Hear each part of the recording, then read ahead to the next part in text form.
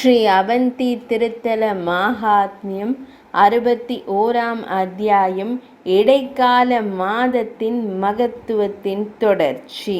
சனத்குமாரர் கூறினார், ஆதி மாதம் வந்து ஒரு மனிதன் மகா காலவனம் அல்லாத வேறு இடத்தில் தன்னை கண்டால் அவன் ஒரு முட்டாள். வியாசமா முனிவரே, மனிதர்கள் ஆடி மாதத்தின் போது, அதாவது அதிக மாதத்தின் போது புருஷோத்தமன் என்ற தீர்த்தத்தில் தங்கள் புனித நீராடலை எடுத்து தாராளமான பரிசுகளை செய்தால் அவர்களின் உலகங்கள் இனிமேற்பட்டு நித்தியமானவை ஆகும்.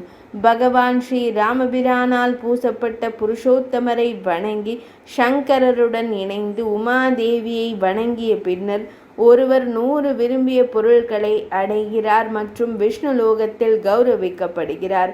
பாத்ரபத மாதத்தின் பிரகாசமான பாதியில் 11ஆம் நாளில் பக்தர் முறையாக ஒருமுகப்பட்டு மன தூய்மையுடன் விரதம் இருக்க வேண்டும் மற்றும் ஜாகரணை விழித்திருக்க வேண்டும்.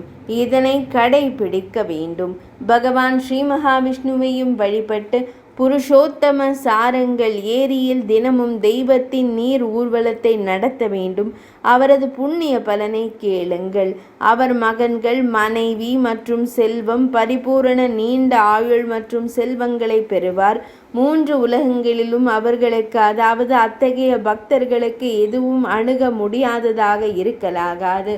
அதன் கிழக்கே உள்ள பகுதியில் ஜடேஸ்வர மகேஸ்வரர் இருக்கிறார்.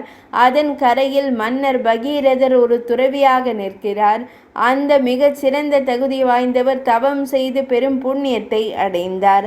அனைத்து உலகங்களின் மகிழ்ச்சிக்காக அவர் கங்கையை பூமிக்கு கொண்டு வந்தார்.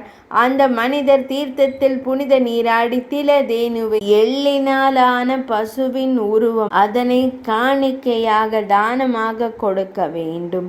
அவர் அனைத்து யாகங்களின் பலனை பெறுவார், மேலும் புத்திரர்களையும் பெறுவார். அதன் வடகிழக்கில் உள்ள இடத்தில் பிருகு, அதாவது பரசுராமர் குடும்பத்தின் சிறந்த வாரிசான பரசுராமரானவர் பக்தியுள்ள ஆன்மா கொண்டவர், தனது சொந்த உடலை தூய்மைப்படுத்த தவம் செய்தார். கௌசிகி அனைத்து நதிகளிலும் மிகச் சிறந்தவர். அது அனைத்து தீர்த்தங்களின் நன்மையின் வரத்தையும் அளிக்கிறது. அங்கு புனித நீராடிய பின்னர் ஒரு மனிதன் இனப்படுகொலையின் அனைத்து பாவங்களிலிருந்தும் விடுபடுகிறான். பகவான் ஸ்ரீ ராமேஸ்வரரை தரிசிப்பதன் மூலம் மனிதன் பாவங்களிலிருந்து விடுபடுகிறான். 61ஆம் அத்தியாயம் இனிதே நிறைவடைந்தது.